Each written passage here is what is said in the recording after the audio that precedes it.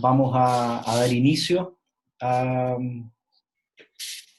este seminario. Es el primer seminario de un ciclo de 4 reuniones que vamos a tener en las sucesivas semanas y que son el puntapié inicial de un proyecto Fondesit adjudicado recientemente y que comienza su ejecución entonces en este tiempo, que se denomina el trabajo vía plataformas digitales en Chile, revisión de las fronteras del derecho del trabajo y de los instrumentos jurídicos de protección social y laboral. La contribución que pretende tener este proyecto es hacerse cargo de un estudio que hasta ahora no existe en nuestro país. Los abordajes que han habido desde la doctrina han estado referidos solo a algunas aristas muy particulares y fundamentalmente al tema que vamos a tratar en este primer seminario, la definición o la discusión respecto de si el trabajo vía plataformas es un trabajo subordinado o hecho en autonomía. Pero no existe, ¿verdad?, un estudio panorámico que aborde las distintas aristas problemáticas que plantea esta nueva forma o esta nueva manera de entender la economía y, por tanto, las relaciones de trabajo. Su objetivo general es evaluar los problemas jurídicos que plantea el trabajo vía plataformas digitales en la definición de criterios identitarios de la relación laboral y de las tutelas jurídicas requeridas, y proponer bases dogmáticas y normativas para proyectar las soluciones para el caso chileno. Se estructura, por supuesto, este proyecto sobre la doctrina que ya existe. Llevamos varios años ya leyendo doctrina fundamentalmente extranjera sobre estas materias, pero hemos querido entonces darles esta bajada ahora al sistema jurídico chileno y además hacerlo contemplando las principales aristas problemáticas que tiene este tema. En ese sentido, en el plan de trabajo de este proyecto, el primer año pretende generar una matriz de problematización y por eso hemos llamado a este ciclo de seminarios un ciclo de seminarios sobre problemas del trabajo que se realiza por las plataformas digitales, de manera de poder contribuir entonces a la generación de esa matriz y poder contribuir también a las primeras publicaciones que van a ser fruto de este proyecto. El equipo del proyecto Fondesit Plataformas está compuesto, además de quien les habla, por el profesor Alfredo Sierra, de la Universidad de los Andes, que es coinvestigador y además está a cargo de la línea de subordinación y autonomía. Está por ahí presente Alfredo en la sala. También es coinvestigador de este proyecto el profesor Pablo Contreras de la Universidad Autónoma de Chile, que está a cargo de la línea de protección de datos y autodeterminación informativa, también presente en la sala. Coinvestigadora también la profesora María Soledad Jofré de la Universidad de Talca, a cargo de la línea de seguridad y salud en el trabajo en plataformas digitales.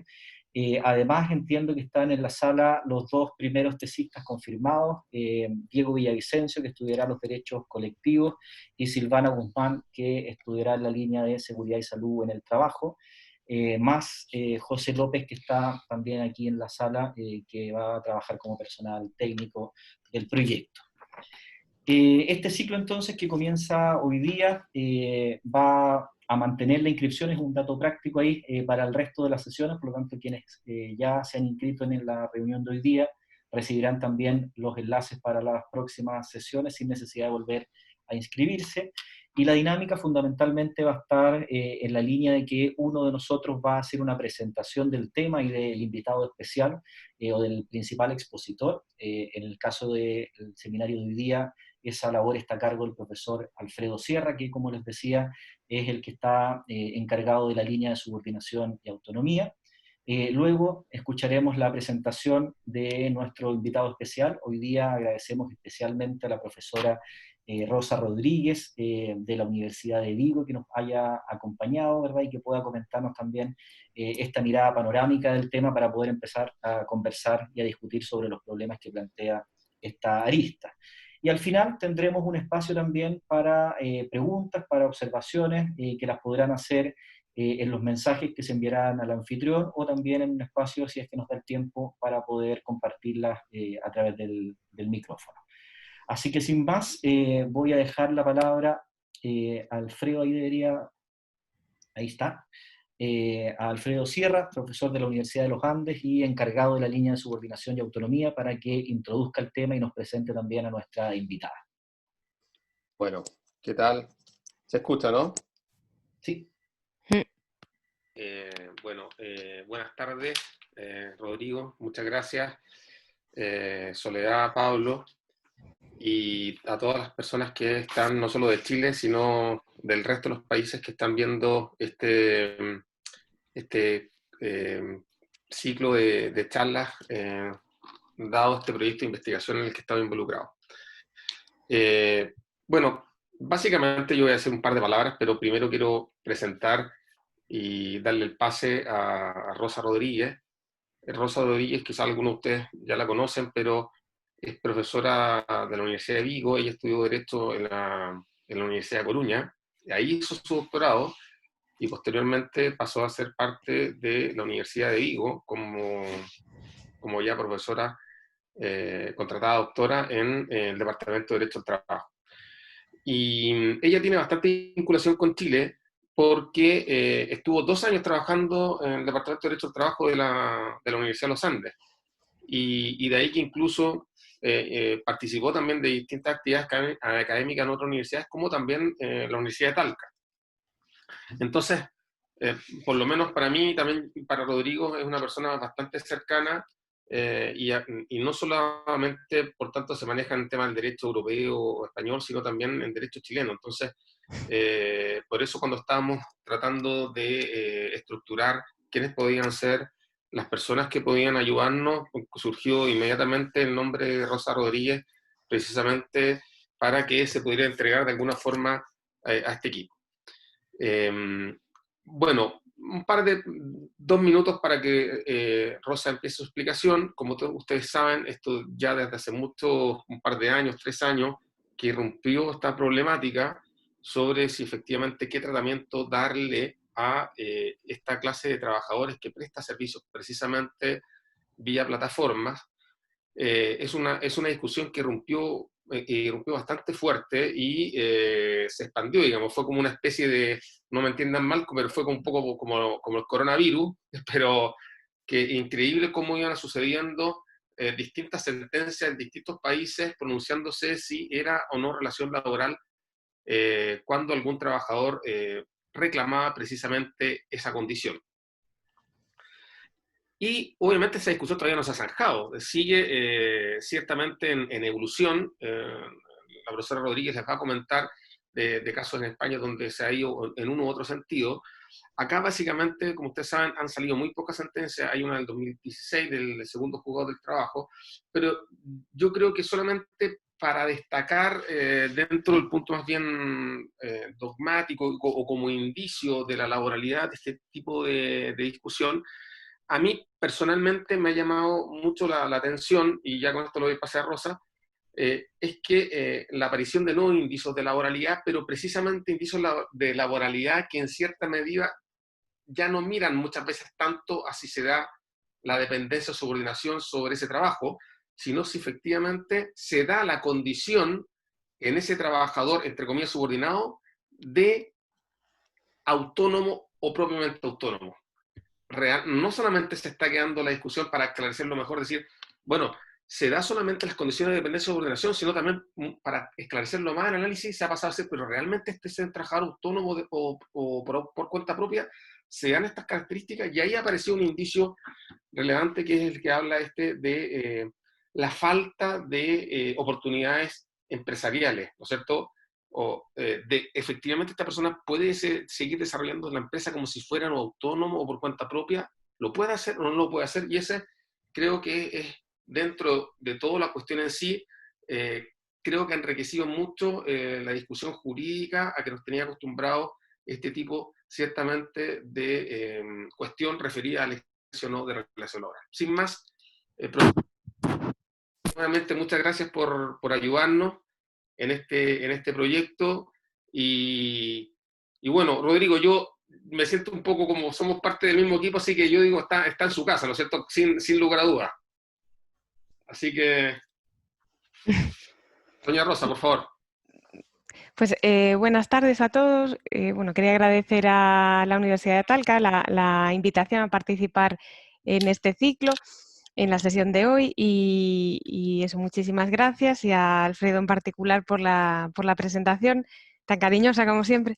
Y bueno, yo simplemente quería traer una serie de pinceladas acerca de cuál es la posición actual pues a nivel comunitario, ¿no? En el marco del Tribunal de Justicia de la Unión Europea, acerca de la laboralidad o no de la figura, ¿no? En particular de los conocidos como riders, ¿no? Porque estamos hablando aquí del trabajo en plataformas y bueno, mucho se ha dicho en los últimos años sobre pues, el vínculo que une a estos riders, en el caso, por ejemplo, de empresas como Deliveroo, Globo, ¿no? Que son las que mayoritariamente ocupan pues las resoluciones de los tribunales en el caso de España, ¿no? O bueno, Uber, ¿no? Si nos vamos también a otros países. Quizá Uber en el caso de España, no digo que no tuviera tanta implantación, ¿no?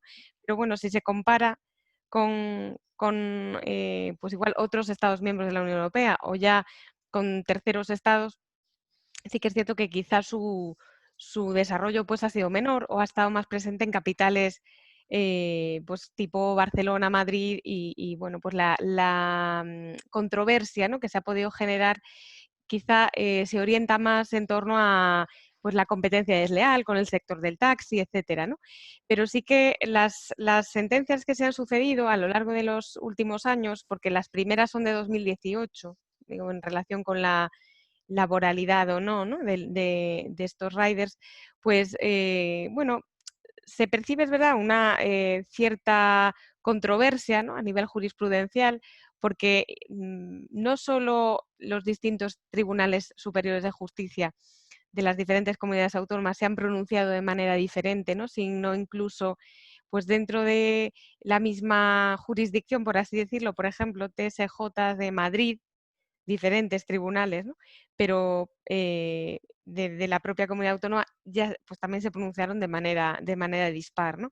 Entonces, antes de entrar en eso, porque sí que es cierto que hasta que haya un criterio allí unánime, ¿no? Aquí del Tribunal Supremo, pues todavía no se puede decir que haya una unificación en este sentido. eh, y tampoco pues ha sido muy clarificador el Tribunal de Justicia de la Unión Europea. Ya, bueno, pues les hablaré ahora de una sentencia que se acaba de conocer recientemente, que es de 22 de abril de este año, en este sentido. Pero antes sí que me gustaría hacer una pequeña contextualización, porque, bueno, lo hablábamos antes de entrar o de abrir la sesión. Sí que es cierto que, y bueno, también lo comentaba ahora Alfredo, que en la posición o sea, el debate en torno a esta naturaleza, ¿no? de la relación o el vínculo que une a estos riders con la empresa, sí que es cierto que en los últimos tiempos se ha debatido mucho sobre si habría que replantearse o no pues los conceptos tradicionales de pues, subordinación o dependencia, conceptos como la ajenidad, ¿no? Que quizá yo creo que ahí está el foco de la polémica. Pero sí que es cierto que quizá, teniendo en cuenta que es cierto que eran conceptos que nacieron, ¿no? Pensando en un trabajo fordista, tradicional, pero que hoy en día, claro, pues parece que se adaptan con cierta dificultad al trabajo digital, pero igual no se trata tanto, yo creo que de reformular esos conceptos, sino lo que apuntaba Alfredo, ¿no? Quizá no es tanto mm, el trabajo en sí, es decir, la tarea en sí misma, sino en qué condiciones se realiza, ¿no? Porque sí que es cierto que, es decir, el cómo, ¿no? No el qué, sino el cómo. Porque en las sentencias que se han venido dictando en los últimos tiempos, digo, en España, es verdad que se observa, bueno, pues criterios dispares, aunque las de los últimos meses, la tendencia por lo menos es bastante favorable a la laboralidad, ¿no? A la consideración de la cuenta ajena de estos trabajadores, pero sí que bueno, responden muchas veces a las circunstancias del caso concreto, porque no deja de ser un hecho pues, objetivo que estos riders, pues claro, cada uno en la medida en que tiene libertad para prestar, o cierta libertad, ya entraremos ahí, para prestar el servicio, pues claro, cada caso también es diferente, ¿no? Pero sí que se plantea una cuestión, ¿no?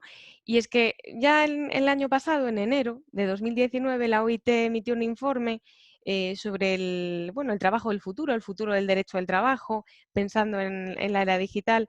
Y me pareció muy interesante el enfoque que daba, que quizá no era tanto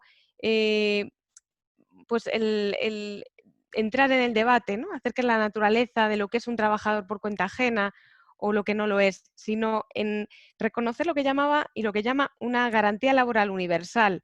Es decir, el hecho de que tú ya interactúes en el mundo del trabajo, ¿no?, eh, en mayor o menor medida, ¿no?, debe otorgarte pues unas garantías mínimas, ¿no?, pues sean de pues una retribución digna, negociación colectiva, seguridad y salud, etcétera, ¿no? Seas catalogado como seas, ¿no? Sea pues el trabajo formal o el trabajo informal, por así decirlo, ¿no?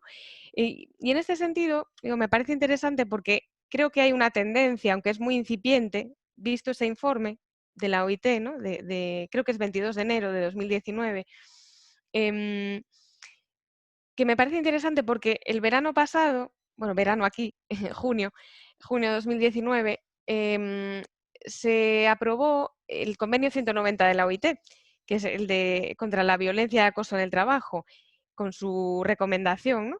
Y sí que, bueno, sé que lo ratificó Uruguay, España ha manifestado la intención de ratificarlo.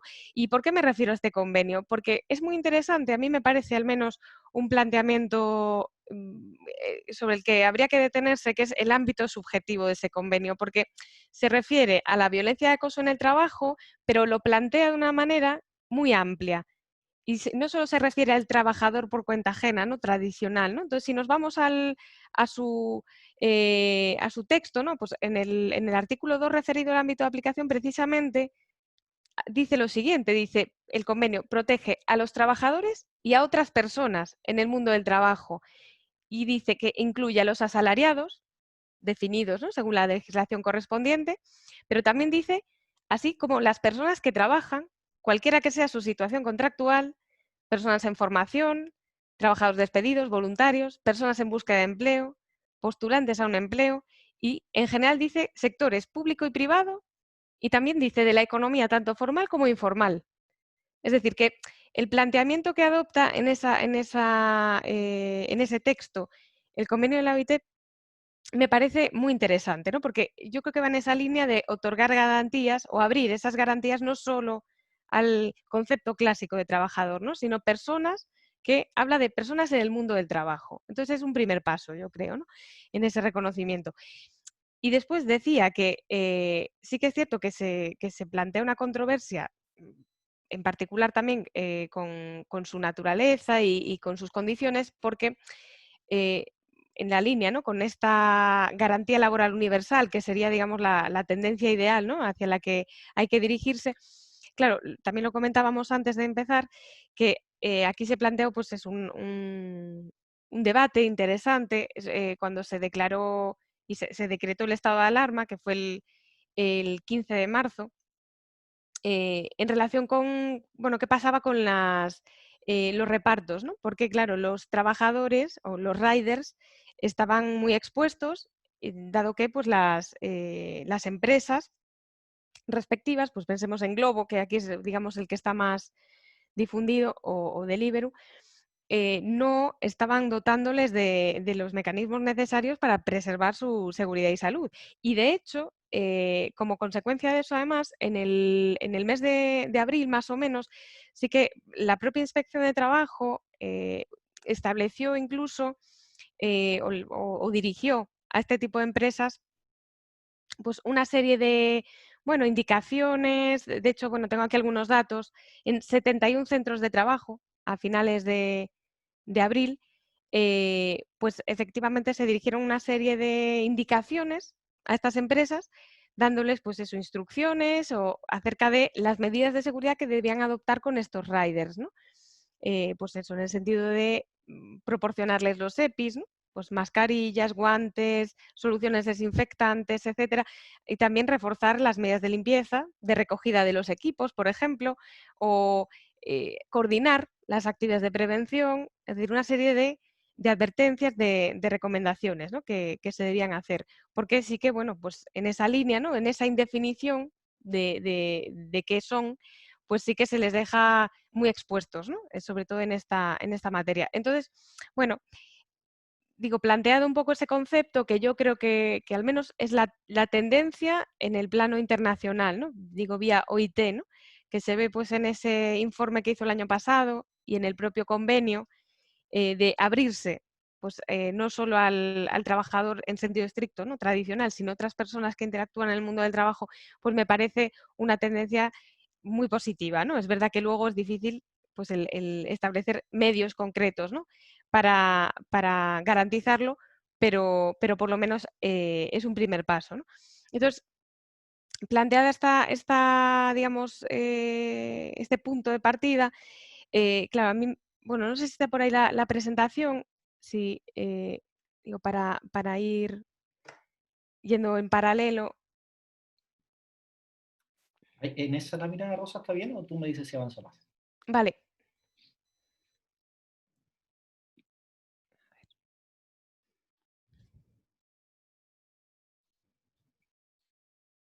A ver, yo aquí por ahora no la veo. Ah, espera, porque yo no sé, se me quedó la pantalla en pequeñito. A ver. Tenemos a la vista el sumario.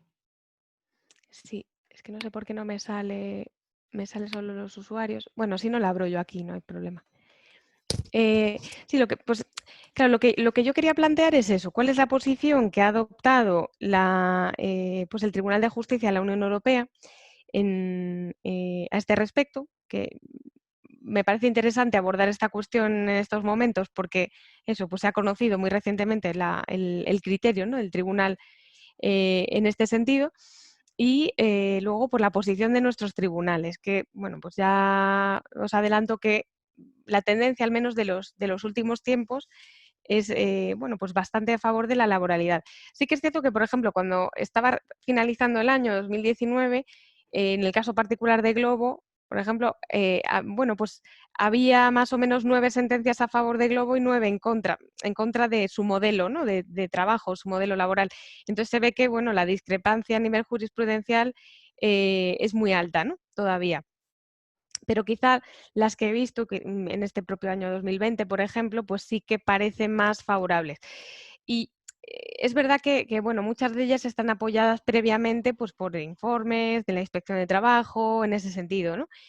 Pero bueno, es verdad que todavía hace falta un criterio unificador. Entonces, pasado el sumario, os pongo ahí como punto 1, ¿no?, como planteamiento al que ya me he referido, ¿no? Si en cuanto a la economía de plataformas, pues eso, si convenía precisar ese concepto de dependencia o subordinación o el de ajenidad, pero claro, yo lo que comentaba en la línea de lo que decía Alfredo, ¿no?, que yo creo que la cuestión es más el cómo, qué condiciones se desarrolla ese trabajo y no tanto qué es, ¿no? O sea, es decir, la dependencia o la subordinación.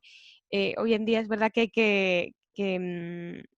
pensarla en términos del trabajo digital, ¿no?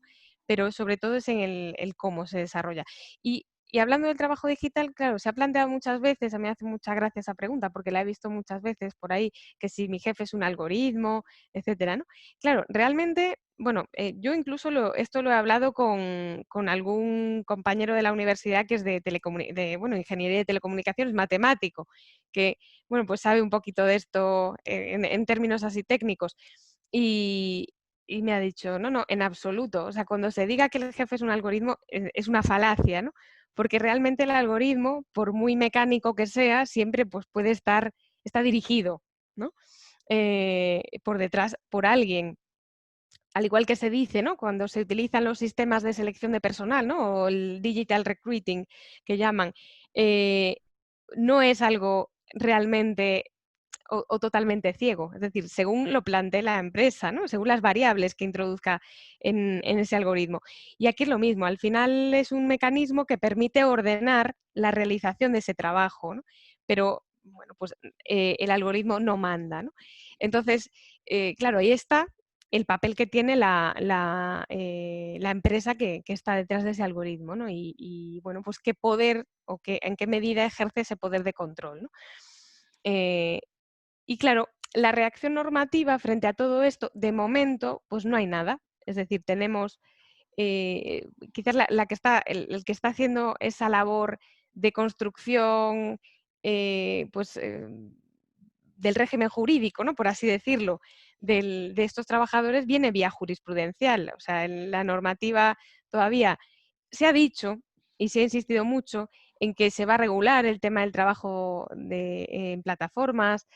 Bueno, incluso la ministra de Trabajo aquí en España, Yolanda Díaz, pues sí que ha insistido, ¿no? en el otorgamiento de garantías a estos trabajadores si hay digamos, un término que los caracteriza en general es la precariedad realmente, ¿no?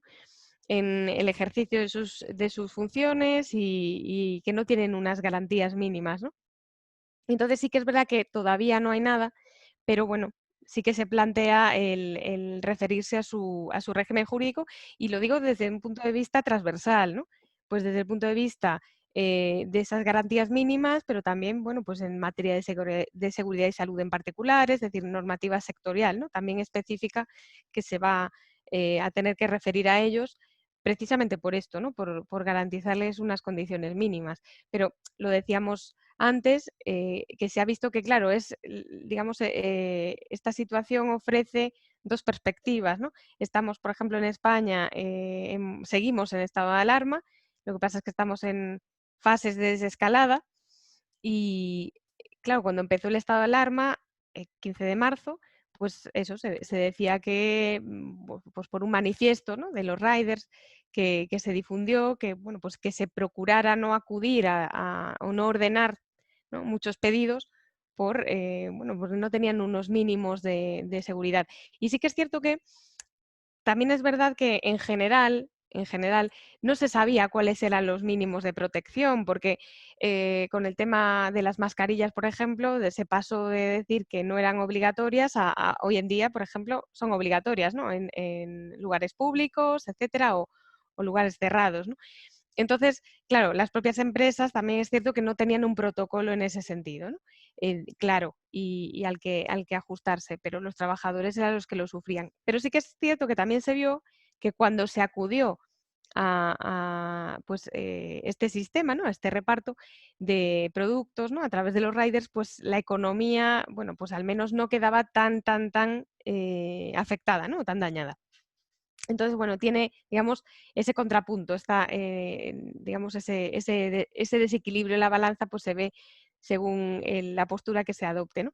Entonces, bueno, ese es un poquito el panorama al que nos enfrentamos hoy en día y, claro, muchas veces se dice, bueno, ¿y qué dice Europa, ¿no? En este sentido. Entonces, en la siguiente diapositiva, que me refiero al TJUE, ¿no? Al papel del Tribunal de Justicia de la Unión Europea, claro, se dictó el 22 de abril de este año un auto del Tribunal de Justicia que precisamente pues, abordaba esta materia, ¿no?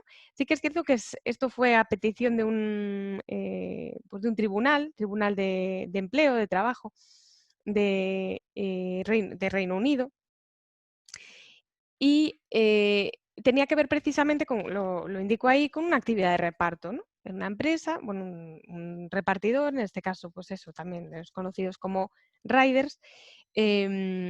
Y aquí el Tribunal de Empleo, que era una local, bueno, de Watford, es digamos, la sede de ese tribunal de Reino Unido, pues solicita, requiere al Tribunal de Justicia que se pronuncie sobre pues, ciertos aspectos que tenían que ver más con el tiempo de trabajo, ¿no? Allí hay en Europa tenemos eso, pues hay una directiva que ya pues está muy consolidada, ¿no? Aunque, bueno, pues no deja de ser algunos aspectos, ¿no? Mejorables, que es de tiempo de trabajo, que es la 2003/88.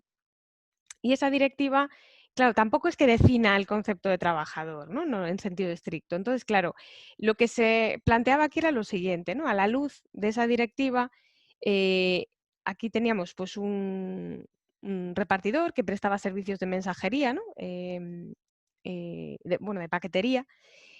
Y claro, aquí estaba definido en el contrato como contratista independiente por cuenta propia, ¿no? Eso es lo que pongo ahí literalmente, ¿no? Contratista independiente por cuenta propia. Entonces, sí que, bueno, pues tenía reconocidas una serie de facultades, pues, digamos, libertad, ¿no? A la hora de prestar su servicio, que sí que, bueno, ofrecían una serie de dudas al juzgador nacional. ¿Por qué?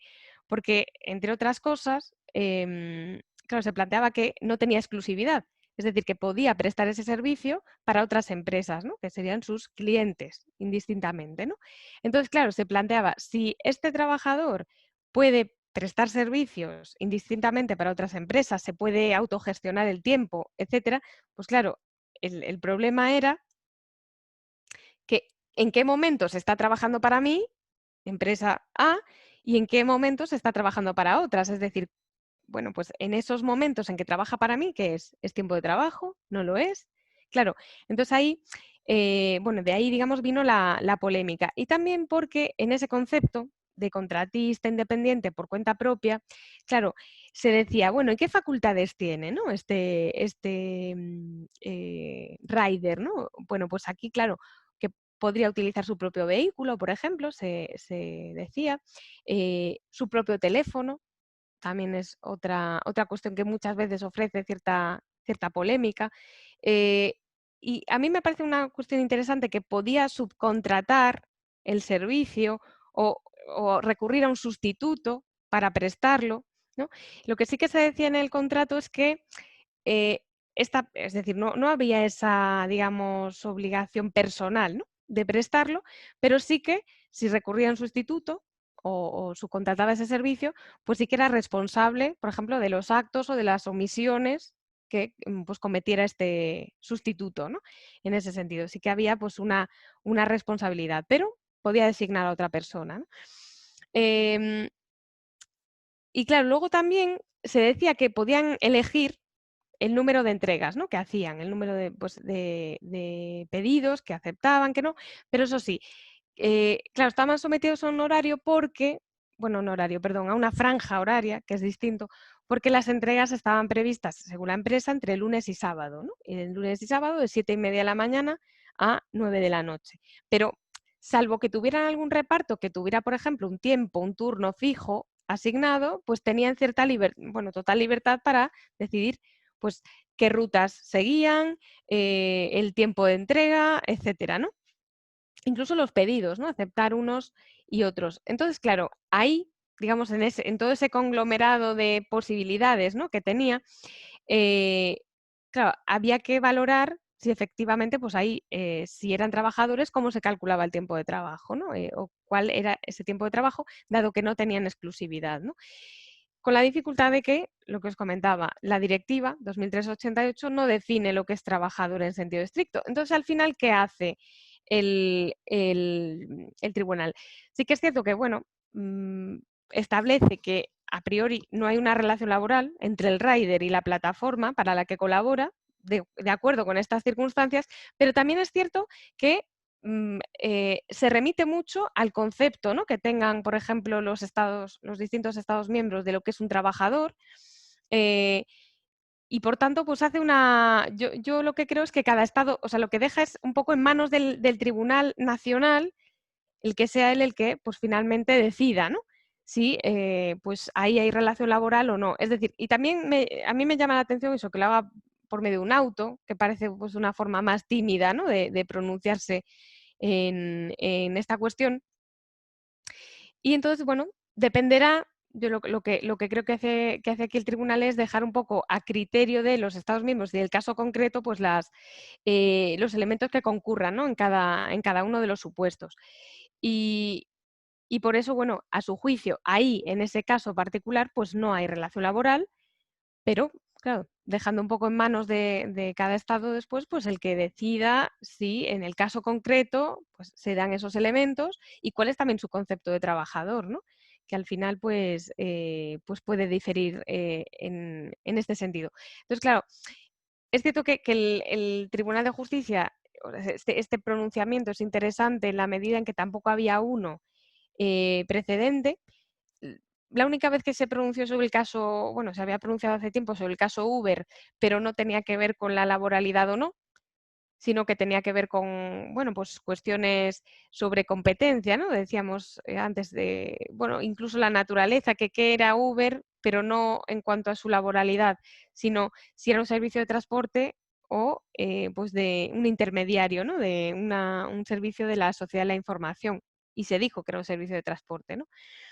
Pero más allá de eso no se había pronunciado, por eso este pronunciamiento me parece interesante. Y claro, si traemos a colación esto que dice el TJUE, que bueno, ha sido este punto de partida ahora, ¿no? A nivel interno, es decir, que por ejemplo lo que sucede en España, pues eso, la siguiente diapositiva, yo intento como distinguir, a ver, ha habido bastantes sentencias, ya os digo, en los últimos tiempos pues ha sido especialmente prolífico, ¿no? El ámbito jurisprudencial en este sentido. Pero bueno, es cierto que desde las primeras de 2018 hasta ahora sí que se observa pues, una tendencia, ¿no? Pues más quizá tuitiva, etcétera, ¿no? Pero también no hay un criterio uniforme. Entonces, en la siguiente diapositiva, en la del nivel interno, os pongo el criterio de los tribunales españoles, claro, ha habido algunos que sí que se han pronunciado a favor de la laboralidad y en cambio otros se han quedado un poco en el camino. Es decir, si no son laborales, pues o bien dicen directamente que estamos hablando de trabajadores autónomos, que eso más bien fueron las primeras sentencias, quizá en este sentido, o se quedan en esa zona gris que es el TRADE, que es el trabajador autónomo económicamente dependiente, que bueno, pues conocéis bien, que es una figura híbrida, ¿no? Que tenemos aquí en España, que realmente siempre ha sido bastante criticada, porque y es cierto que no se le ve mucho la funcionalidad al TRADE, ¿no? Luego, pues me refiero brevemente a él, pero sí que digamos que el TRADE fue una figura creada con la intención de precisamente combatir el tema del falso autónomo y lo que ocasionó muchas veces es más falsos autónomos, lo que sí que se ha dicho, porque los que están realmente dados de alta como trades, pues son pocos trabajadores, ¿no? Entonces su éxito pues ha sido, pues iba a decir relativo, pero todo, o sea, menos, es decir, muy, muy, muy escaso, ¿no? Entonces, entre las sentencias que, bueno, pues son favorables a la laboralidad del trabajador, sí que, bueno, pues pongo ahí, por ejemplo, dos de 2020, que, bueno, ha habido alguna más, ¿no? Pero sí que, bueno, pues son interesantes sobre todo en cuanto al razonamiento. Sí que es cierto que el supuesto de hecho muchas veces es muy similar, ¿no? Pero el razonamiento me parece interesante. Está, por ejemplo, primera de Cataluña, de 21 de febrero de 2020, que se refiere a Globo, además, en particular, porque sí que declara la laboralidad, porque lo que viene diciendo es que las primeras sentencias que venían reconociendo a estos riders como autónomos, se basaban en criterios, pues por ejemplo, como el horario o que pues no había una remuneración clara o, por ejemplo, que el hecho de que, bueno, pues no usaran un uniforme, ¿no? Etcétera. Pero claro, lo que se ha venido diciendo, y lo ratifica esta sentencia muy claramente además, que dice, es que esos no son elementos que vayan a determinar claramente, ¿no?, la relación laboral cuando estamos debatiendo sobre la naturaleza, ¿no?, de ese vínculo. Porque hay relaciones laborales que tienen pues una retribución irregular, una remuneración irregular, hay relaciones laborales que tienen flexibilidad horaria o de jornada, o pues eso, que no tienen uniforme, ¿no? Y no por el mero hecho de que no concurran esos elementos, hay que hablar de trabajo independiente o autónomo, ¿no? Entonces, a eso se refiere esa sentencia y bueno, a mí me parece interesante desde ese punto de vista, ¿no? Que hace como una crítica de esos razonamientos de pasado, ¿no? Por así decirlo, que se basaban en quizá bueno, no quiero tacharlo de simplistas para nada, pero sí que, bueno, pues lo reducían un poco el debate a la concurrencia de esos elementos, ¿no? Y sí que, pues, lo que viene admitiendo es que hay que ir más allá, ¿no? De todo eso. Incluso, en alguna de estas sentencias que bueno, pongo aquí como dato, porque realmente el razonamiento también es el mismo, os pongo ahí una que hubo este año, 17 de enero de 2020, en este caso es el TSJ de Madrid, que nada más y nada menos reconocía en el caso de Deliveroo, pero reconocía la relación laboral de 532 repartidores. O sea que esto fue digamos, con un efecto multiplicador, pues tremendo, ¿no? Incluso también sí que me parece interesante una sentencia, que esta es del año pasado, 2019, es que, bueno, hay muchas, yo básicamente quiero destacar así las más llamativas, que también se refería a Deliveroo, era del TSJ de Madrid, y fijaos, aquí vino como consecuencia de la participación de ese rider en lo que era una huelga, digamos entre comillas, porque, bueno, pues en teoría no estar categorizado como trabajador, ¿no?, para la empresa, pues no se podría hablar de huelga en sentido estricto, pero bueno, era la participación en un cese, en un paro de la actividad, que, pues, en el que, bueno, pues él lo promovió a través de una bueno, WhatsApp, vamos, no iba a decir red social, pero fue promovido a través de WhatsApp por este trabajador que, bueno, pues animó a los demás riders a participar en ese paro, ¿no? Y entonces, bueno, pues como eso llegó a conocimiento de la empresa, pues digamos que fue cesado en sus actividades, ¿no? Entonces, cuando esto se llevó a los tribunales, pues eso, cuando llegó en diciembre, además de 2019, a nivel TSJ de Madrid, pues se reconoce que no solo había ahí una relación laboral, sino que era un despido, ¿no? Y por tanto, despido nulo, además, ¿no?, de este trabajador, por lo que tenía que ser readmitido, ¿no?, automáticamente. Entonces, me parece que eso también por esa vía del ejercicio, pues aquí sería de derechos colectivos, ¿no? Sí que se estaba reconociendo pues ese estatus, ¿no?, que, bueno, pues yo creo que es tan importante, ¿no? Y luego, bueno, pongo ahí unas sentencias de Valencia, porque sí que me parece que fueron en ese sentido las que abrieron un poco el camino en este sentido, porque la primera que dijo que pues estos riders, ¿no?, tenían una relación laboral, fue una sentencia de 1 de junio de 2018 de Juzgado de lo Social número 6 de Valencia, y a la que, bueno, pues también se unió un año más tarde otro juzgado valenciano, pero en este caso el número 5, ¿no? Entonces, claro, el razonamiento bueno, la característica que tienen en común, ¿no?, todas estas sentencias, es precisamente ir más allá del mero concepto o el mero debate, ¿no?, si la subordinación o la dependencia o la agilidad se tienen que adaptar al trabajo digital, o se tienen que reinventar, ¿no? Porque pues no, precisamente no dicen eso, ¿no? Y de hecho, es interesante porque una de estas sentencias señala, esta que os pongo de 27 de noviembre de 2019 del TSJ de Madrid, que los modelos, estos nuevos de las empresas de tipo Globo, Deliveroo, etcétera, se dice, ojo, estos modelos son los que tienen que adaptarse a la legislación laboral, no al revés, o sea, no la legislación laboral adaptarse a esos modelos. En el sentido de que es cierto que la legislación laboral tiene que acercarse un poco más al trabajo digital, por supuesto, pero parece que lo que vinieran exigiendo estas empresas, ¿no?, es que, ojo, ellas son las que marcan un poco la tendencia y pues la normativa se tiene que adherir a ello, ¿no? Y se dice, no, por parte de esta sentencia, ¿no? Dice, ojo, los modelos se adaptan a la legislación laboral, no a la inversa, ¿no? Entonces me parece también bueno, pues un razonamiento que creo que es interesante, ¿no?, en ese sentido. Y después, en cambio, digamos, siguiendo con la tendencia contraria que se ha venido pues también dictando por parte de los tribunales, yo pongo ahí, hablo de zonas grises y carácter independiente del trabajo en plataformas, porque, bueno, sí que se dio algún caso de alguna sentencia, pues aquí hay, bueno, una de un juzgado social, el número 17 de Madrid, de enero del 19, que, bueno, luego es verdad que fue anulada por el Tribunal de Superior de Justicia de Madrid, pero es interesante porque se refería al caso de un rider de Globo, que los llaman Glovers, ¿no? Ahora, pues que efectivamente, pues bueno, en el transcurso de su actividad, al desarrollar esa labor de reparto, sufrió un accidente. Y bueno, pues él comunicó esa circunstancia y al comunicarla, bueno, pues se pidió que se le desactivara, ¿no?, que no se computara como negativo, porque es verdad que, bueno, pues si no prestaba X servicio durante X días, pues le penalizaban. Al final es de lo que hablamos, ¿no? Es decir, hasta dónde llega esa libertad que tiene este rider y dónde entra el poder de control, ¿no?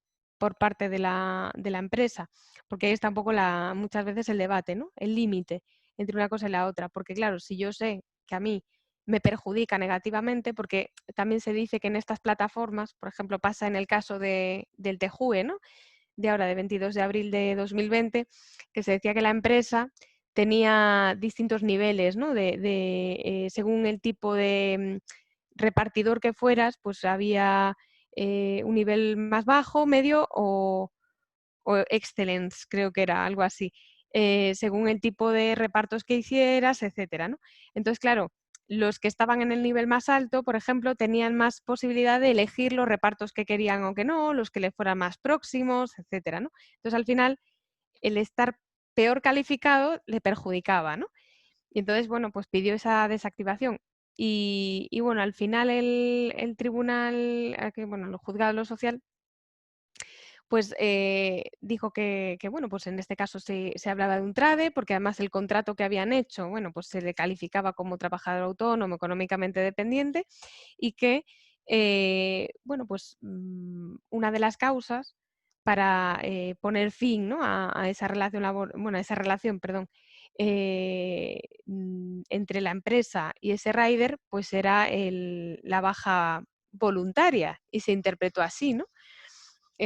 Cosa que, bueno, a mí me pareció bastante polémica, ¿no? Bastante cuestionable. Pero, claro, se le calificaba ahí como trade. Y claro, el trade aquí, como decía antes, que es una figura, bueno, que se ha sido bastante crítico con ella, yo también lo soy porque no me parece que haya resultado operativa, ¿no? Y yo creo que en el fondo, al final, es mi impresión, el legislar concretamente para resolver un problema particular, normalmente no suele ser exitoso, ¿no? Y aquí, bueno, pues se ha visto que no. Y en este caso, claro, el trade es una figura híbrida, intermedia, que es verdad que aparece contemplado en el Estatuto del Trabajador Autónomo, no aparece en el Estatuto de los Trabajadores, pero sí que se entiende que, bueno, tiene una mezcla, ¿no? De autonomía y de dependencia. ¿Por qué? Porque, bueno, pues al menos el 75% de sus ingresos tienen que venir de la misma empresa, el mismo cliente, ¿no? Y por tanto, bueno, pues está, digamos, más atado en ese sentido que si fuera un autónomo o un trabajador independiente en sentido estricto, ¿no?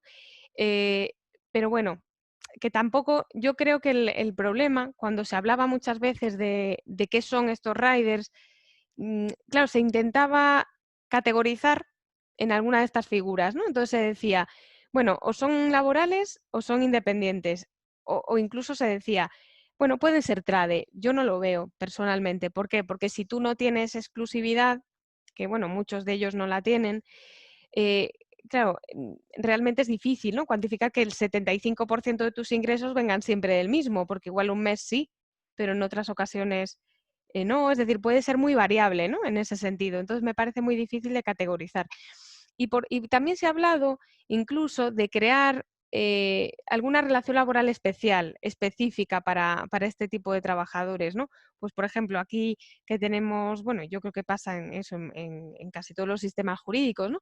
Pues que hay la relación laboral especial de deportistas, artistas, abogados, que prestan servicios en despachos, etcétera, ¿no? Pues se ha dicho, bueno, ¿y por qué no una relación laboral especial de estos trabajadores de plataformas? Pero claro, es lo que decía antes, hay, digamos, tendencias críticas con tratar de solucionar un problema concreto, eso, creando categorías jurídicas nuevas o legislando ad hoc, ¿no? Específicamente. Entonces, tampoco es algo claro. E incluso lo que os comentaba antes, se habla a la luz del tema de la era digital, ¿no? De crear una figura que es trabajador digital.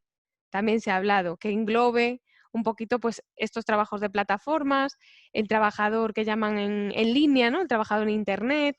eh, claro, lo que pasa es que tampoco está muy claro. Yo lo que sí que me gusta en la línea del informe de la OIT, al que me refería, precisamente es la idea de que esta forma de interactuar en el mundo del trabajo, de la manera que sea, te permita unas garantías mínimas, ¿no? Laborales. Entonces ahí ya quizá bueno, pues te permite, no digo ahorrarte el debate para nada, ¿no? De qué naturaleza tiene, pero por lo menos que mientras tanto, mientras no se clarifica, ¿no?, a qué naturaleza están adscritos este tipo de trabajadores, pues dotarles de unos mínimos, ¿no?, universales. Entonces yo creo que la tendencia sería esa, y me parece interesante a la luz del convenio de la OIT que tiene que ver con la violencia en el trabajo, ¿no?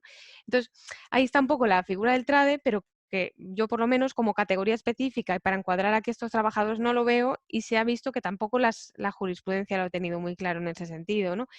Os decía esa sentencia que decía que eran TRADE, aunque pues luego lo anuló, ¿no?, el Tribunal de Superior de Justicia de Madrid. Y luego, ya como digamos última tendencia, sí que es verdad que, bueno, pues en algún caso, una sentencia 3 de septiembre de 2018, Juez de lo Social de 39, número 39 de Madrid, que ahí sí que, o sea, se estableció que no hay relación laboral, pero fijaos la fecha, claro, era de estas primeras sentencias de 2018, sin perjuicio de la de Valencia a la que me refería antes, que sí que declaraba la laboralidad de los riders, pero esta fue de las primeras. Realmente en esos primeros años, pues eso, los tribunales eran más reticentes, ¿no?, a reconocer la laboralidad. Y claro, ahí está un poco los rasgos que destacaba esta sentencia, ¿no? Decía, claro, es que el hecho de que tú decidas cuándo prestas los servicios, cómo lo haces, ¿no?, y lo que hablábamos antes, el dominio de la actividad, ¿no? Claro, dice, no consta el sometimiento del repartidor a una estructura organizativa, elige cuándo y cuánto trabajar, ¿no? Y la empresa ejerce un poder disciplinario, dice que a su juicio no, porque el sistema de puntuación, pues no le parece a esos efectos que sea tan relevante, ¿no?, como para hablar de poder disciplinario, y que el repartidor asume el riesgo y ventura de los pedidos, ¿no?, que aporta el teléfono, el vehículo, etcétera. Eh, claro, lo que pasa es que aquí, que también se refería antes Alfredo, yo creo que la clave no es tanto esos elementos, que también evidentemente hay que tener en consideración, pero yo creo que la clave también es si el tema de la estructura organizativa. Es decir, yo sin esa plataforma puedo tener esa autonomía. Eh, si las condiciones que me pone la empresa puedo ejercer la actividad, ¿no? Y hasta qué punto, claro. ¿Con qué límite? Es decir, es lo que decía antes, el hecho de que no tenga un horario fijo, de que no tenga una remuneración fija, ¿no?, porque a veces es irregular, etcétera, no quiere decir que ya automáticamente sea independiente, ¿no? Entonces, tampoco el hecho de que se le dé margen, tampoco me parece en sí mismo, ¿no?, un elemento para excluir automáticamente la laboralidad, ¿no? Y más ahora, porque yo creo que la tendencia es el trabajo flexible. Realmente. O sea, simplificándolo mucho, ¿no? Pero, por ejemplo, aquí en España es verdad que en el marco de una relación laboral, por ejemplo, común, se aprobaron el año pasado una serie de reformas que tenían que ver con la conciliación laboral y familiar, y sí que pues, una de ellas muy interesante tiene que ver expresamente con la adaptación de jornada. Es decir, ya no te hace falta reducir jornada con la reducción proporcional de salario que ello supone, sino la adaptación, que es lo que llaman informalmente, se llama la jornada a la carta. Entonces, el hecho de que, y la han reconocido, de hecho, algunos tribunales, pues para conciliar especialmente, y ojo, no hace falta tener hijos, o sea, porque habla de las personas trabajadoras, luego sí que se refiere específicamente a los que tienen hijos, pero bueno, siempre hay que acreditar razones de conciliación, ¿no? Pero me refiero a que sí que se puede establecer una jornada flexible en ese sentido, ¿no? Entonces, si ya en el marco del trabajo por cuenta ajena esa tendencia, ¿no?, pues es una realidad, o al menos se ha probado así recientemente, pues qué no va a pasar, ¿no?, en el trabajo digital y de plataformas, ¿no?, sobre el que pues, es verdad que el control es menor, e incluso se ve ahora el teletrabajo, ¿no? Pues ¿cómo se hace ese control efectivo? Pues todavía se sigue debatiendo, ¿no?, el alcance del mismo, del control de la jornada, etcétera, ¿no? Entonces, bueno, yo creo que este es un poco el panorama que yo quería exponer, pero ya os digo, lo que destacaría es fundamentalmente que sí que es verdad que detrás ha estado pues, haciendo una labor muy, muy importante la Inspección de Trabajo, acerca de, bueno, en qué condiciones se llevaban a cabo estos servicios, y por lo menos, bueno, instando, ¿no?, a que pues, dote de unas garantías a estos trabajadores. Y la tendencia que, yo digo, a ver qué dice el Supremo en algún momento cuando se pronuncie, pero ahora hay, pues eso, disparidad de criterios, pero parece que la tendencia más reciente es esa. De hecho, en el ámbito Uber, por ejemplo, hubo una sentencia en marzo en Francia, Corte de Casación, que precisamente reconoce que son laborales los conductores de Uber, ¿no? Entonces, bueno, parece que la tendencia de los últimos tiempos va por ahí. Y ya os digo, es interesante, si bien el TJUE, ¿no?, el Tribunal de Justicia de la Unión Europea, ha dicho que en ese caso particular, ¿no?, que planteó Reino Unido, no había relación laboral, pero bueno, también lo deja abierto, ¿no?, a que sean los estados, digamos que lo remite, ¿no?, al Tribunal Nacional a ver qué criterio establece según su concepto de trabajador por cuenta ajena, ¿no? Entonces, bueno, este era un poquito el panorama que querías poner y perdón si me excedí un poquito en el tiempo. Y nada, muchas gracias.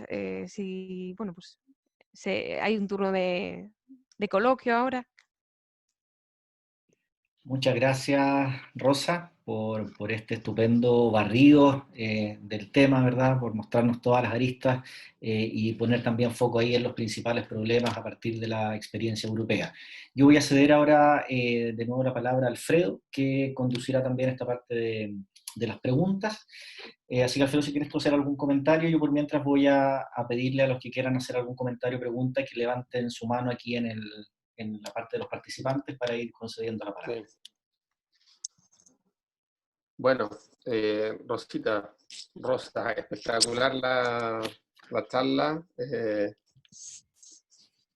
Se me quedó. ¿Estamos escuchando, Alfredo? Sí, que se me desconectó un poquitín. Rosa, bueno, felicitarte por la charla. Fue, bueno, bastante en poco tiempo, repasaste un poco toda la situación, de verdad que nos quedó muy claro y yo creo que quizás puede que parte de las preguntas vayan dirigidas a esta sentencia tan reciente que tú nos comentabas, de abril, y te quería preguntar si eso en el mundo laboral en el que tú, aunque con en temas de pandemia, si ha sido una cuestión llamativa esta sentencia, si ha generado mucha discusión, obviamente por el tan poco tiempo es difícil que salga algún artículo sobre ella, pero algún tipo de comentarios de profesores académicos que en España son bastante asiduos a temas de blog, etcétera. No sé si nos puedes comentar un poco eso.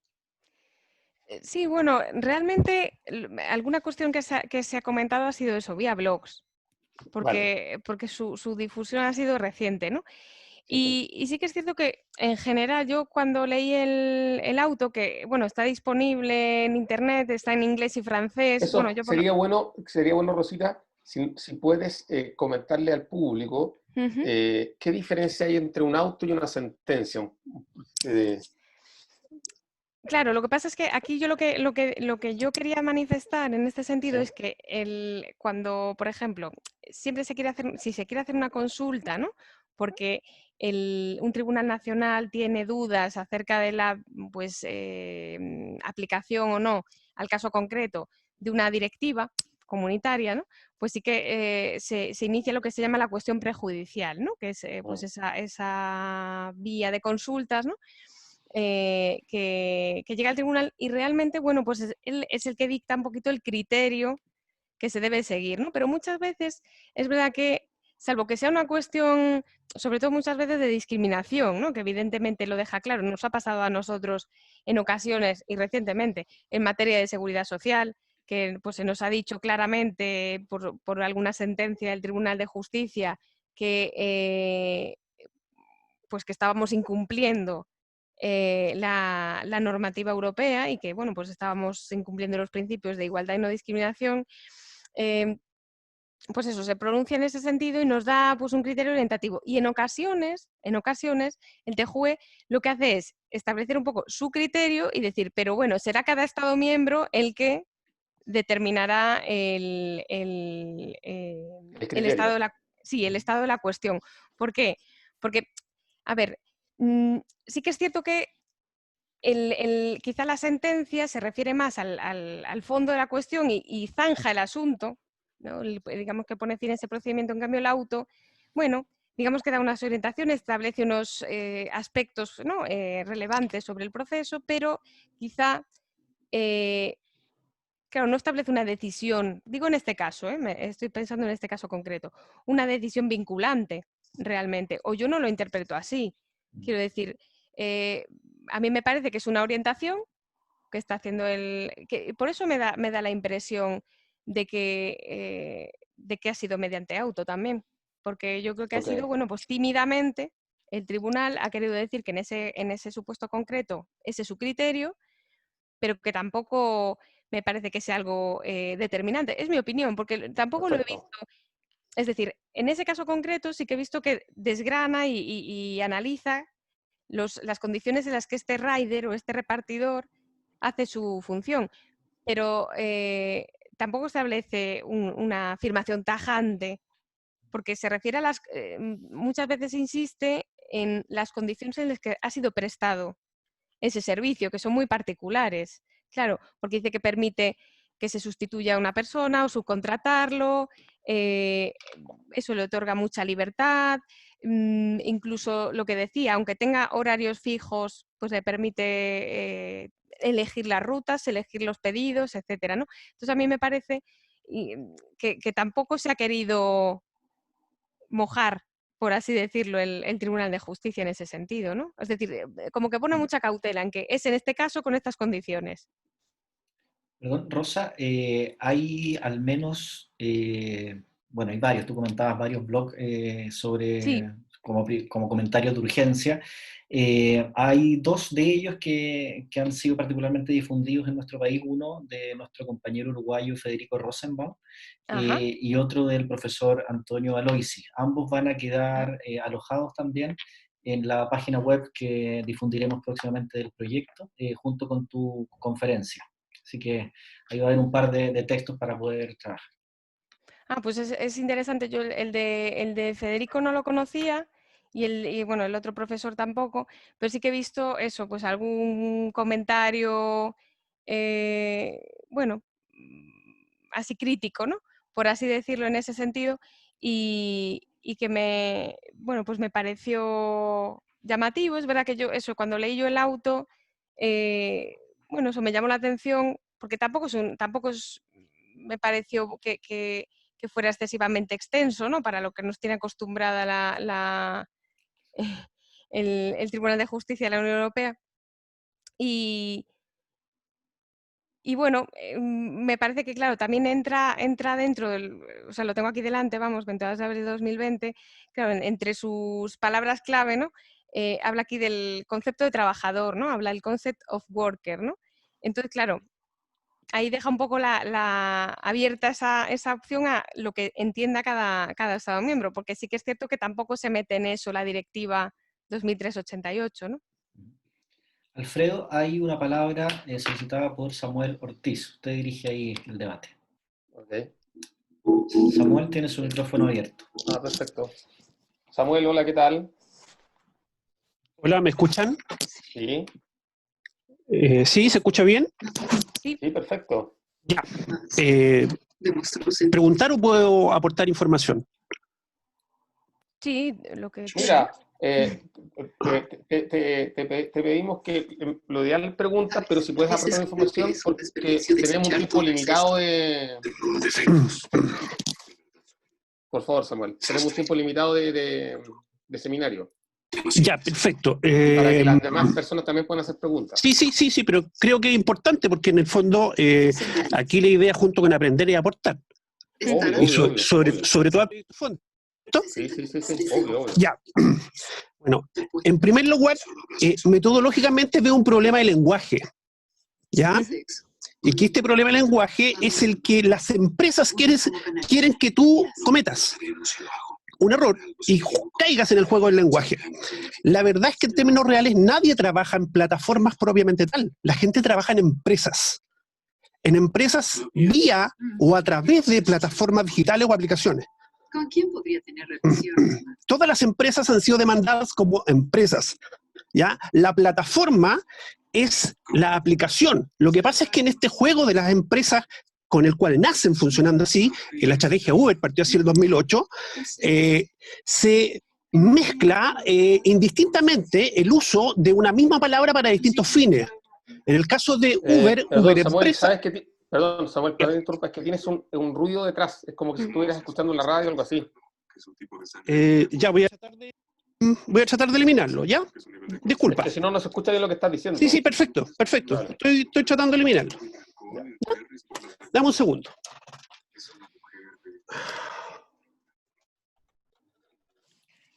Por mientras damos la posibilidad, ¿verdad?, de que si hay otras personas que quieran comentar o hacer preguntas, puedan también levantar la mano o enviar un mensaje por el chat para ir apuntando.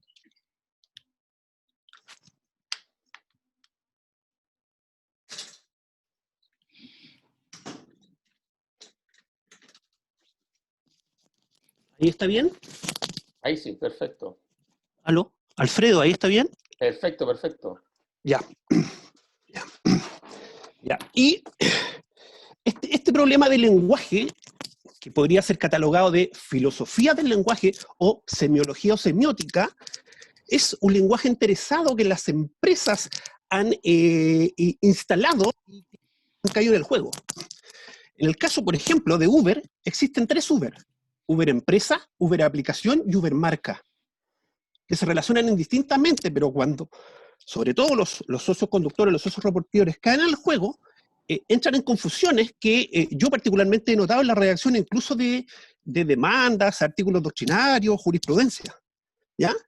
Y hay que hacer una separación ahí. En el caso particular de Uber lo uso como ejemplo, puede servir para mucho porque creo que Didi, en el caso de Latinoamérica, le va a ganar en el tiempo. Hoy día somos un experimento en Chile, pero le va a ganar. En el caso de Uber, Uber tiene distintos tipos de trabajadores, algunos reconocidos con legislación laboral y previsional, y otros no, como yo les llamo los trabajadores zombies, porque no tienen conciencia o están muertos en conciencia en el ejercicio de sus derechos, a pesar de que están vivos para trabajar. Pero hay un tema. Ellos trabajan para una empresa, ¿ya? A través de una aplicación que se llama igual que la empresa. Y la empresa tiene por objetivo el uso intensivo de esa aplicación y cuida la marca, que es el mismo nombre de la empresa. ¿Ya? Y solamente a modo de ejemplo, los conductores son trabajadores, los repartidores son trabajadores, y quienes trabajan en la plataforma de Uber hacen trabajos de programación en computación, análisis de sistemas, ingeniería de computación o call center. ¿Ya? Pero técnicamente hablando, nadie trabaja en la plataforma, se trabaja a través de ella. Por eso, todos los trabajos que se realizan existían antes de la aparición de esta metodología de gestión operacional, porque es una herramienta, igual que un cuchillo, igual que una olla en un restaurante. En los restaurantes también hay aplicaciones o programas computacionales, yo conozco uno que le llaman el Comanda, ¿ya? Que permiten distribuir las mesas, los pedidos, los pagos, las propinas, etc. Pero es eso, una herramienta. Esto sentado porque el lenguaje mal usado confunde mucho. Segundo, lo que he podido leer o investigar o exponer me ha llevado a la conclusión de que este tema ha sido fundamentalmente en muchas partes mal planteado, y por eso ha llevado a decisiones contradictorias, porque en términos reales siempre, o prácticamente en el 95% de los casos, hay relaciones de trabajo vía subordinación y dependencia. Lo que pasa es que la subordinación y dependencia se ejerce al interior de la aplicación. Al interior de la aplicación, que es de propiedad de una empresa, que la programa una empresa, y todos los algoritmos responden a decisiones empresariales. Entonces, se trabaja al interior, y obviamente nosotros los mortales no vemos eso. Para ver eso hay que ser repartidor o conductor.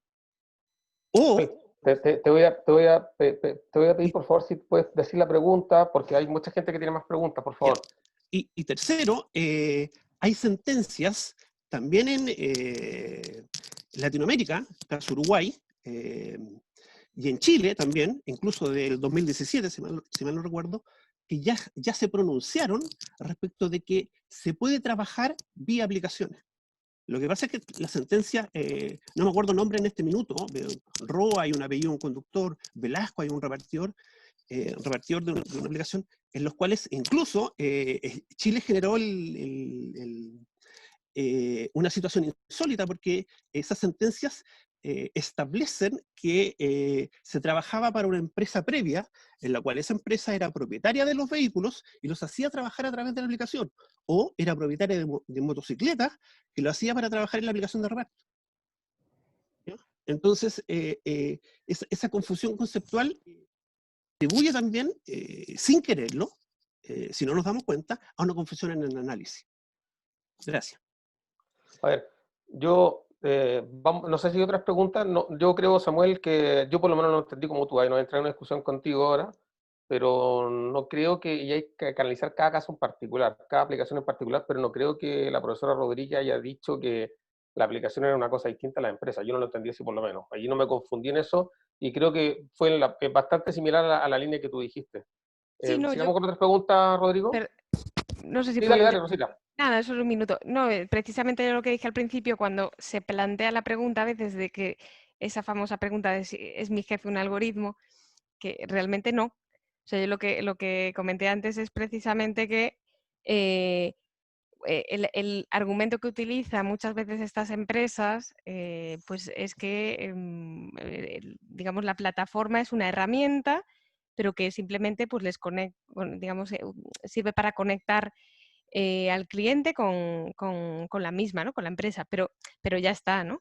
Entonces, yo, claro, no me refiero en ningún caso a que sea algo independiente, es más, lo que decía antes es que cuando tú hablas de trabajo autónomo en sentido estricto es que tú tienes una capacidad de autoorganizarte y ese es el problema, que aquí pues no sé hasta qué punto la hay, porque esa plataforma, es lo que decía yo antes, ¿no? Realmente no es un algoritmo sin más, está programada pues por una empresa que introduce unas variables, etcétera, ¿no? Entonces, bueno, en este caso unas variables de cómo debe ser el servicio, cómo debe ser prestado, pero precisamente yo criticaba el hecho de que se pregunte, ¿no? En ocasiones que si mi jefe es un algoritmo, ¿no? Okay, perfecto. Y hay otra pregunta de Magali Correa. Le estoy intentando abrir el micrófono, pero parece que lo tiene bloqueado. Pero Magali, si puedes tú misma quitarte el micrófono o yo la transmito por acá. Ella dice, si nos puede contar, Rosa, de qué forma se pretende regular legislativamente en España este tipo de trabajo. Pues a ver, aquí hay muchísimas tendencias. Lo que comentaba antes es que, sobre todo hace tiempo, ahora ya no se oye tanto, pero sí que se había planteado, pues, o sea, no hay nada claro, en este sentido, pero se había planteado eso, bien que se categorice como relación laboral especial, porque, bueno, pues es cierto que en la medida en que tienen, bueno, pues bastante flexibilidad, ¿no? A la hora de prestar el servicio, pues no se ajustaría, incluso hablando en términos más simples, cuando se categoriza una relación laboral como especial, entre otras cosas, es porque, por ejemplo, su centro de trabajo no es el habitual, uno de los criterios, ¿no? Por ejemplo, pues sea el de deportistas, artistas o, pues no sé, el servicio doméstico, ¿no? Por ejemplo. Entonces, en este caso es verdad que el centro de trabajo habría que definir primero cuál es, ¿no? O si es móvil, itinerante, etcétera. Pero aún así, se dice que categorizarlos como relación laboral especial igual no es lo más adecuado. Pero bueno, también hay gente que está a favor de esa clasificación. Otra cuestión que os decía, pues hay tendencias que hablan de clasificarlos como una nueva categoría de trabajador, que es el trabajador digital. Y bueno, yo creo que igual la tendencia va por ahí, o al menos no de categorizarlo como trabajador digital, pero que establecer unos derechos de los trabajadores digitales, pues quizá vaya por ahí la tendencia, pero tampoco es decir, se había insistido mucho en esto antes de la crisis de emergencia sanitaria, pero y también en el tema del trabajo autónomo, que bueno, pues estaba sujeto también a bueno, muchas desventajas, etcétera, ¿no? Pero claro, con toda la situación del COVID-19, pues se ha quedado un poquito paralizado ese debate, pero está abierto totalmente. Entonces, bueno, a ver qué se hace. Rosa, hay otra pregunta perdón, de Alejandro Guerra, y la transmito por acá, porque tiene el micrófono malo, dice. Ujú. ¿Cuáles son las principales consecuencias en España de que se catalogue como trade a estos trabajadores como una categoría intermedia entre laboralidad y autonomía? ¿Para qué sirve en definitiva esa calificación? Claro, a ver, al final el categorizar a un trabajador como autónomo, o en este caso autónomo económicamente dependiente, a ver, lo que implica es que él está dado de alta en lo que se llama el régimen de autónomos, bueno, está dado de alta con esa categoría, pero claro, cuando tú estás dado de alta como autónomo y no como trabajador por cuenta ajena, es cierto que bueno, pues para la empresa tiene una serie de ventajas, ¿no? En general, pues, pues muchas veces vienen de la mano de la cotización, o de la cotización, ya digo, en sentido estricto y por accidentes de trabajo, enfermedades profesionales, etcétera, ¿no? Entonces, claro, a la empresa siempre le interesa más el categorizarlo como no laboral, ¿no? A ver, está regulada esta figura en el Estatuto del Trabajo Autónomo, que es del año 2007, y claro, las ventajas que puede tener, pues es verdad que, bueno, pues tiene derecho a unos días de vacaciones, tiene libertad, ¿no? Por ejemplo, con respecto al trabajador por cuenta ajena, en la medida en que, pues, bueno, pues puede elegir horarios, en principio, ¿no? Es como se categoriza. Esto en España, pues es verdad que tiene unas ciertas ventajas, pues en materia de maternidad, etcétera, digo para el trabajador, ¿no? Pero también, claro, eh, para la empresa, pues evidentemente sí, te pueden conceder vacaciones, pero muchas veces, pues eso, son días que no cobras. En tema de impuestos, claro, lo tienes que pagar tú, o sea, te declaras tú, ¿no? No es una cuestión de la empresa. Eh, Incluso en ocasiones, claro, no puedes depender de tantos clientes porque eres autónomo dependiente, entonces, bueno, al final te limita, ¿vale? Em, y luego, bueno, en cuanto a la cotización, claro, también tiene una serie de ventajas para la empresa, dependiendo de la base de cotización, etcétera, ¿no? Pero, pero bueno, que tiene que liquidar el IRPF, tiene que liquidar el IVA, como otros autónomos, ¿no? Entonces, efectivamente, claro, para la empresa es más ventajoso porque tiene menos costes. Es en ese sentido, ¿no?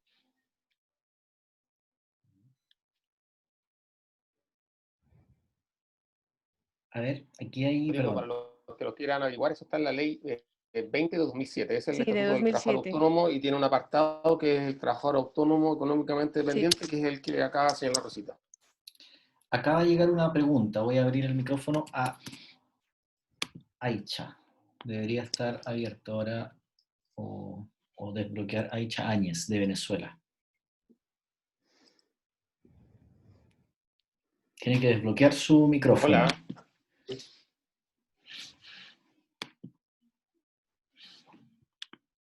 ¿No? No lo saca. A ver, lo leo de aquí también.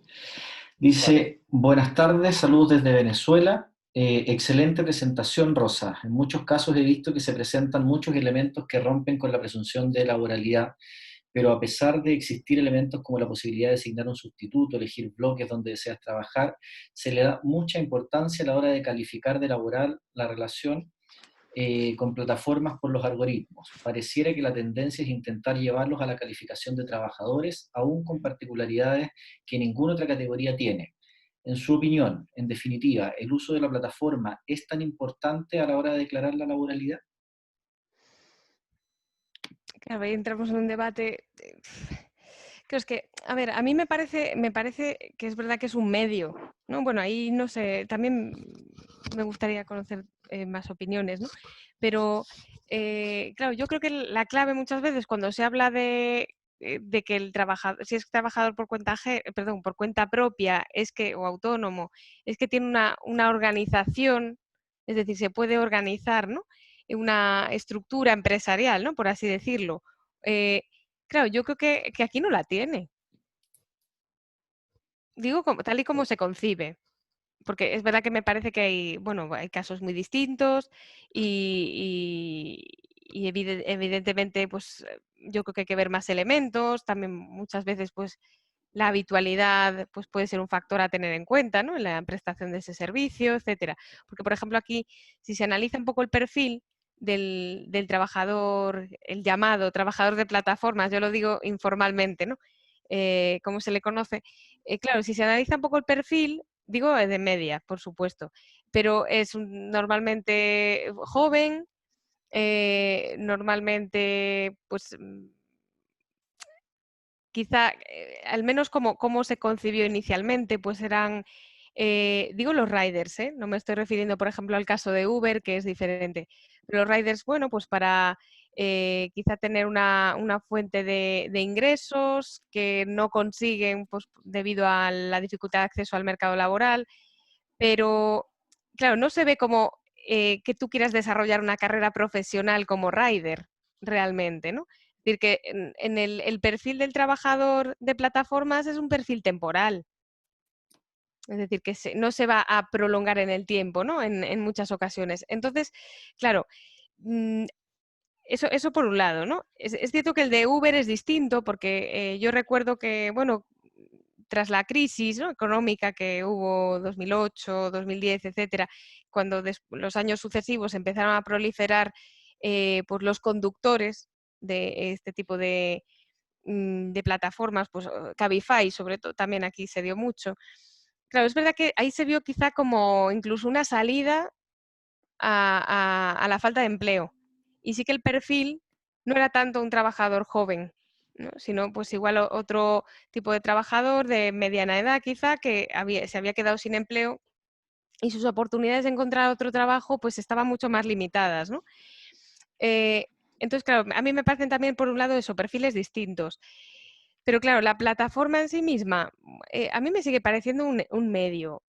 Sí que es cierto que con ello no estoy diciendo que todos los casos sean relación laboral, pero a mí, tal y como se desarrolla, digo, analizando un poco los elementos, ¿no?, de la misma, sí que es cierto que yo sí que detecto un poder de control, sí que detecto pues un poder de dirección, aunque sea pues más difuso, ¿no? Y sí que evidentemente sin la plataforma el trabajador pues no puede prestar esa actividad y la plataforma está vinculada directamente a la empresa, por lo tanto hay un nexo inquebrantable y, y claro, tal y como yo lo veo, no hay una organización en sentido estricto, ¿no?, por parte de ese rider o de ese conductor. Claro. Rosa, ahí han llegado aquí 3 últimas preguntas y son las últimas porque no queremos abusar tampoco, ya es de noche en España, estamos aprovechándonos de ese tiempo de descanso que tú tienes. Pero quiero comentarte estas 3 últimas, las voy a plantear en bloque y después si puedes darnos algunos comentarios sobre ellas.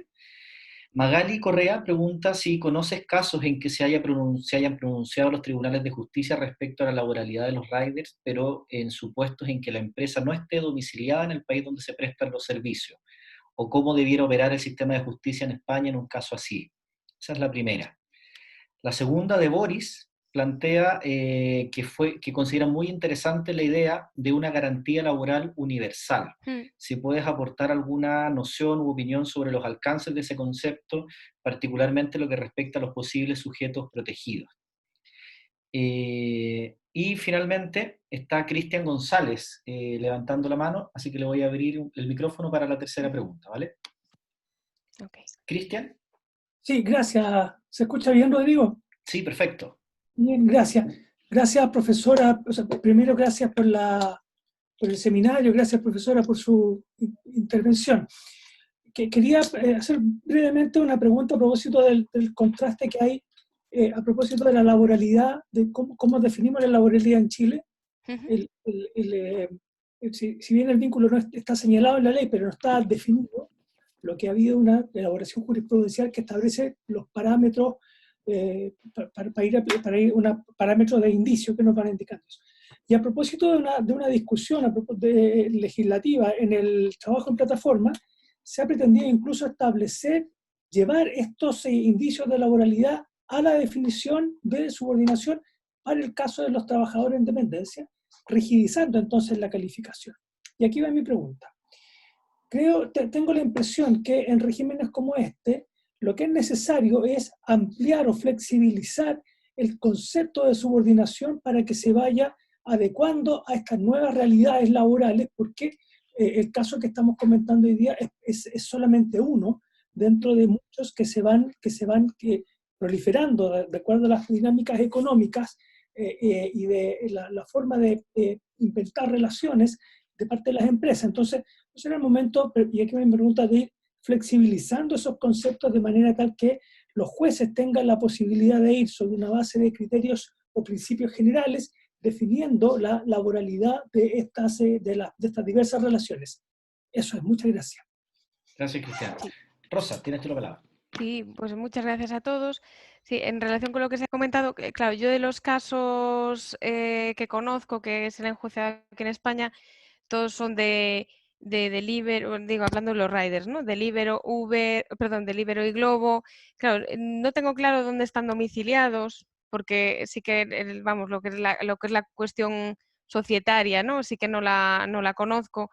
No sé si está, o sea, creo que no, o sea, como tal no son empresas españolas, no lo sé, ¿eh? Porque eso sí que no tengo claro. Sé que alguna tiene algún domicilio social en Madrid, pero claro, sí que no conozco dónde pueden tener ese origen. En todo caso, el planteamiento que se ha hecho con todas estas plataformas es el mismo, ¿no? A nivel jurisprudencial. Por lo tanto, se trata de un poco adaptar la realidad, ¿vale?, digital bueno, pues que estamos viviendo a la norma, ¿no? Quizá, o sea, un poco hacer encaje de bolillos, ¿no? Como se suele decir, de lo que es la realidad a la norma en sentido estricto. Entonces, y ahí es verdad que nunca se ha considerado, no se ha debatido sobre el tema de dónde estén domiciliados, ¿no? Sino el impacto que tiene, sobre todo en el trabajador, ¿no? Porque es cierto que, bueno, tampoco me voy a meter en cuestiones de derecho internacional, ¿no?, privado, pero sí que es cierto que, por ejemplo, si nos vamos a reglamentos europeos que se refieren a cuestiones de competencia judicial y de ley aplicable, sí que, bueno, pues la clave es dónde presta servicios ese trabajador, ¿no? Incluso pues la jurisdicción competente muchas veces queda a criterio o a elección del trabajador, ¿no? Entonces, bueno, pues quizá en ese aspecto no es tan relevante, salvo que no se designe, ¿no?, un tribunal competente. Pero aquí el caso es, sobre todo, si el conflicto se plantea en España, pues no presenta dificultad, ¿no? Luego, en cuanto a lo de la garantía laboral universal, claro, a mí es verdad que es una reflexión que hace la OIT en ese informe, que, bueno, como una propuesta, sí que es cierto, programática, pero que me parece muy interesante y que quizá yo la destaqué porque, primero, como propuesta me gusta, pero donde le vi un poco el reflejo real fue en el convenio de la OIT, el 190, porque es ahí donde casi diría por primera vez, cuando se habla de, en ese caso, acoso y violencia en el mundo del trabajo en particular, parece que lo primero que se nos vendría a la cabeza es pensar en el trabajador por cuenta ajena, el dependiente en sentido estricto. Y en el ámbito subjetivo se detiene, además en un párrafo bastante extenso, en ampliar esa protección, esa cobertura a simplemente sujetos o personas que interactúan en el mundo laboral, ¿no?, en el mundo del trabajo, y les da esas garantías. Y además la recomendación, que es la 206, que bueno, esa pues ya lo dice la propia palabra, no es vinculante, pero sí que es cierto que establece como complemento a ese convenio de la OIT una serie de pautas que deben seguir las empresas a la hora de prevenir esas conductas, ¿no? Y, ojo, protegiendo a todos, ¿eh?, no solo al trabajador por cuenta ajena. Por eso me parece que cuando se habla de garantía laboral universal, que ahí yo creo que tiene en parte su reflejo, claro, se refiere a todo, se refiere a un salario digno, ¿no?, un salario mínimo vital digno, ¿no?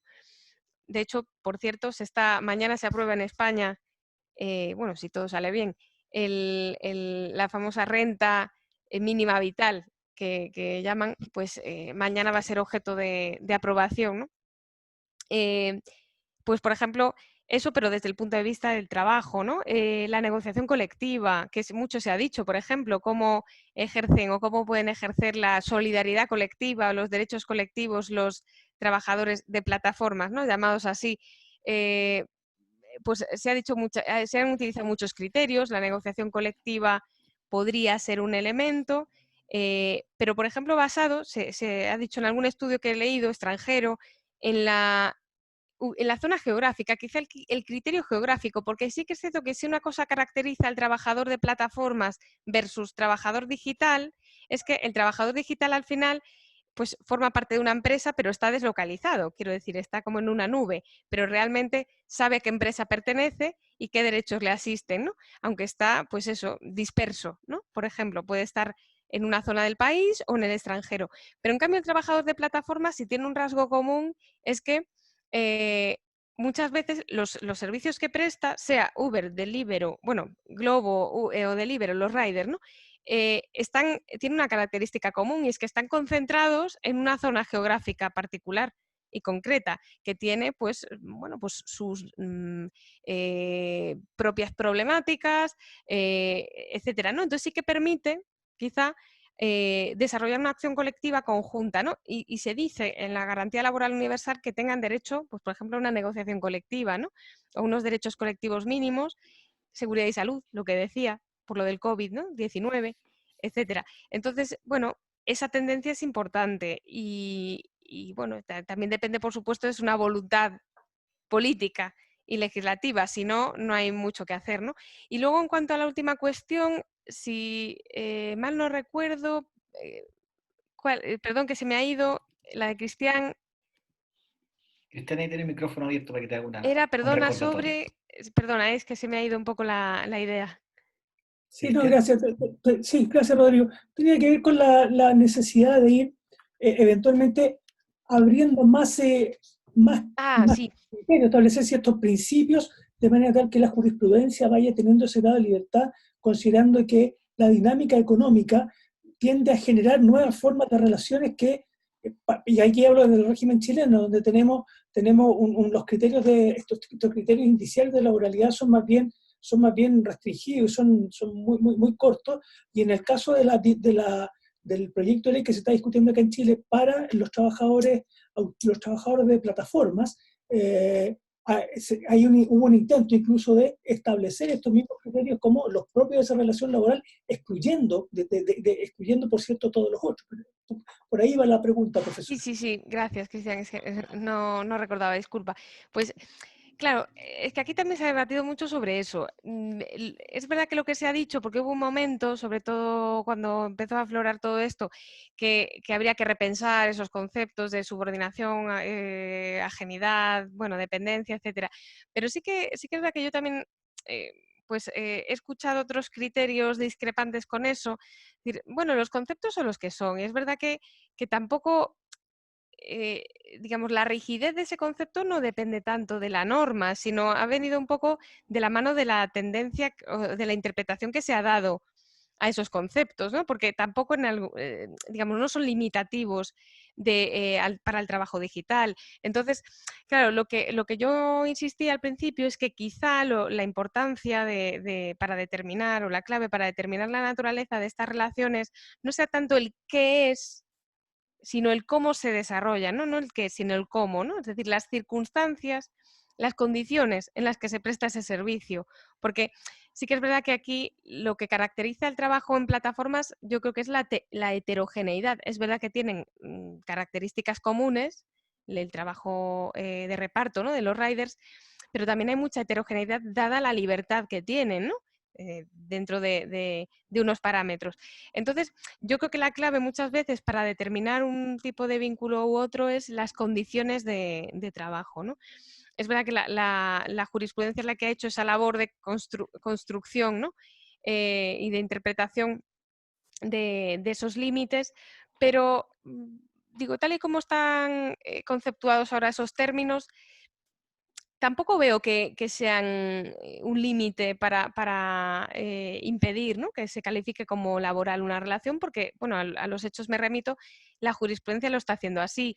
Yo creo que ha sido más que se tendía a una interpretación más restrictiva y ahora pues es más abierta. Pasa, por ejemplo, ha pasado en paralelo, ¿no? Por poner un ejemplo con los accidentes de trabajo.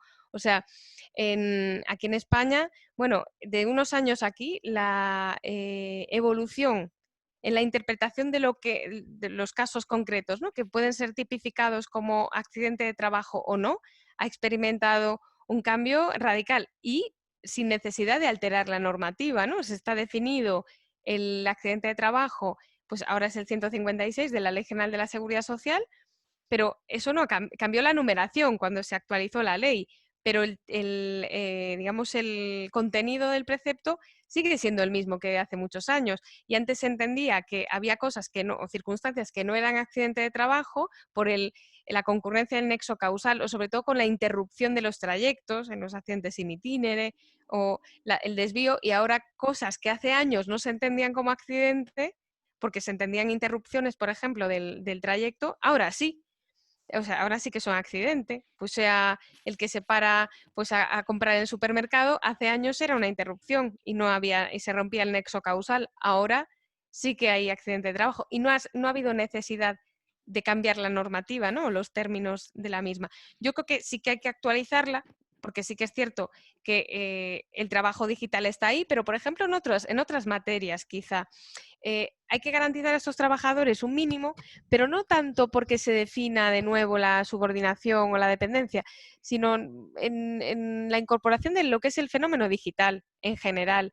Pues se ve en el teletrabajo, por ejemplo, nosotros tenemos un precepto que es el 13 del Estatuto de los Trabajadores, que se llama de trabajo a distancia, y es brevísimo. Y claro, ahora se está diciendo, ¿por qué? Porque fue la negociación colectiva la que construyó un poquito cómo era la dinámica del teletrabajo en cada empresa. Entonces, quizás sí que es cierto que, bueno, pues igual por otras vías sí que se puede tratar de articular, ¿no? Mejor unas condiciones de trabajo dignas y mínimas. E igual van por esa vía pues una solidaridad colectiva, ¿no? Porque yo creo que es una cuestión más interpretativa que otra cosa, ¿eh? Sin perjuicio, digo que hay que actualizar ciertos temas en lo que es el trabajo digital en general. Pero bueno, es mi opinión. Gracias, Rosa. En la misma línea comenta por aquí Diego Villavicencio, dice que es un poco la síntesis del tránsito de la subordinación material o física hacia una subordinación funcional. Alfredo, tienes tú la palabra para agradecer a Rosa y darle el pase a Pablo. Bueno, primero, Rosa, muy agradecido por tu ayuda en este proyecto que estamos llevando a cabo, este grupo. Ayuda también agradecer a todas las personas que hicieron preguntas y hicieron intervenciones, que sin lugar a dudas van a ayudar a que tomemos en cuenta todas estas aristas que se comentaron recién, todas ellas. Decirles que este proyecto no solamente se va a centrar en este tema de discusión, dependencia, subordinación, sino también en una serie de otros. Es por eso es que los invitamos a la próxima charla o al próximo seminario, como lo quieran llamar, del cual va a participar y va a dirigir ese seminario el profesor Pablo Contreras. Pablo, tiene la palabra para que nos invites a todos y a quienes están escuchando a que puedan participar también. Gracias, Alfredo. Gracias, Rosa. Creo que fue muy, muy útil. Yo no soy laboralista, así que espero que no sea tan hostil. Yo vengo del derecho constitucional y de hecho lo que queremos conversar la próxima semana es sobre datos personales, que en Chile se reconoció constitucionalmente recién hace 2 años, el 2018, y sobre autodeterminación informativa.